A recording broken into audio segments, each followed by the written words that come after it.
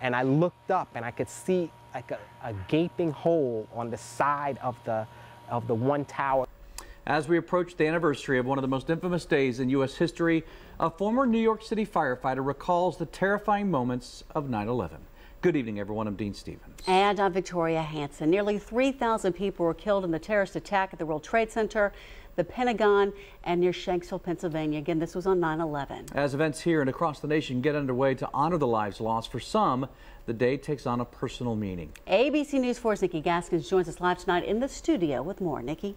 Dita Victoria, Chevalo Wilson Debriano lost 3 friends during the tragedy of 9/11, and it's a day he says that will always haunt him.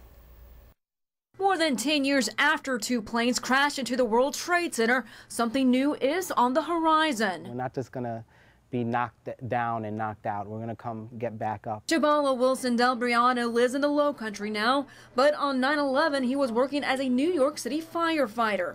He was called to action, not fully understanding the situation he was about to encounter and the many lives that would be lost. I didn't know if it was an explosion, a terrorist attack, didn't even cross my mind. While crossing the Queensboro Bridge on the way to the World Trade Center, he watched the first tower begin to collapse. What was bone-curdling was listening on the radio to the maydays of my co-workers screaming, saying, I'm burning, I'm stuck, I'm trapped. And once there, he began treating fellow firefighters. We just got inundated with firefighters who were hurt and who had all this dust on them, who came to our disaster vehicle. Well, at the chaotic site, the second tower began to crumble. I started hearing the biggest rumble underneath me that I have ever felt. We had to just run for our life. The search for survivors and bodies started moments after the towers fell and lasted for months.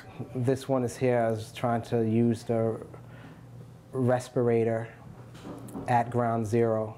Coming back each time, going back to ground zero and seeing that pile of rubble and twisted metal and the stench and taking in the smoke and the soot, it was, each time it was surreal. What I learned is just that life can be short. Human beings are fragile, and being able to get along with each other and work on relationships is probably one of the most important things to do in life. Now, Wilson Debriano and other first responders were awarded a medal for their bravery and efforts during 9/11 and the days that followed. Nikki Gaskins, ABC News 4.